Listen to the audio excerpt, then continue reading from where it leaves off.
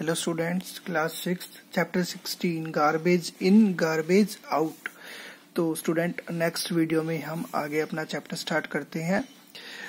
It was Nannu's birthday in a few days. भाई कुछ दिनों के बाद जो है नन्नू का जन्मदिन आने वाला था। तो Shyam plan to invite Nannu's friends. तो श्याम ने सारे प्लान की तैयारी की कि भाई नन्नू के फ्रेंड को इनवाइट किया जाए। Nannu took out money from his mud pot and went to the market में गया वो, और he bought some paper hats for his friends. He asked the shopkeeper for a polythene bag to keep the hats, और who gave him a paper bag instead of polythene bag.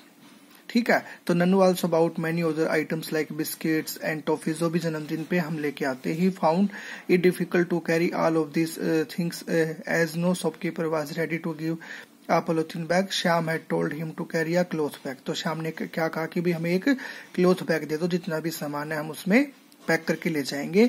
With him and he was sorry he did not listen to him. Somehow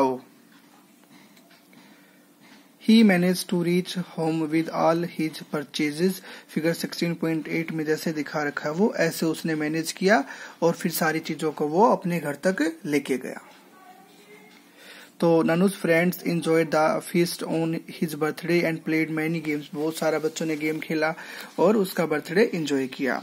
तो Nannu's with bags full of purchases. तो all his friends wore the shiny paper hats Nannu had bought, और Shyam had made beautiful papier match mask for Nannu's friends, or he had a special gift for Nannu as well, a photo frame and a greeting card made from the paste of all the pieces of paper Nannu had thrown away. जो भी उसने फेंके थे ना, उस पे क्या किया उसने, एक फोटो फ्रेम बनाया। It was a new experience for Nannu. All his friends went home with their mask, और Nannu was too excited to finish his meal. जो भी बर्थडे पे जो भी उन्होंने खाना खाया, and look at his gifts. फिर वो अपने गिफ्ट्स को देखने लग गया। Nannu return home after his holidays were over.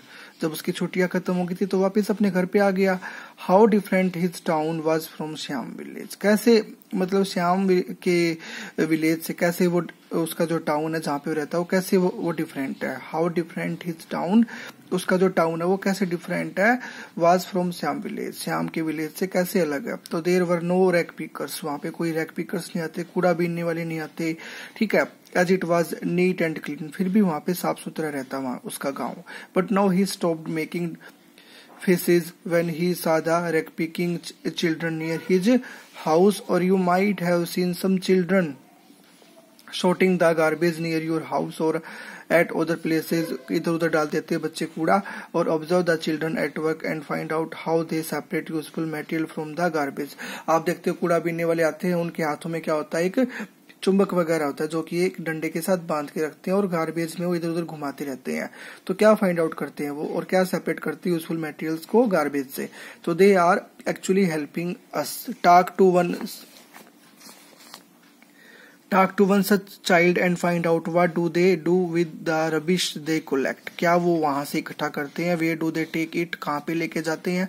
Does he go to school, what about his her friend, क्या वो भी स्कूल में जाते हैं जो कूड़ा बीनने वाले होते हैं। If they do not go to school, find out the possible reasons. अगर वो स्कूल नहीं जा पाते हो बच्चे जो कूड़ा बीनते हैं इधर उधर गलियों में, तो क्या रीजन है जो वो स्कूल नहीं जा पाते। Can you help this child to read and write, क्या आप उस बच्चे की मदद कर सकते हो पढ़ने लिखने में। Have you ever helped at home to sell old newspaper, जो बेचते हैं glass and metal things, plastic bags and your old notebooks to a garbage dealer.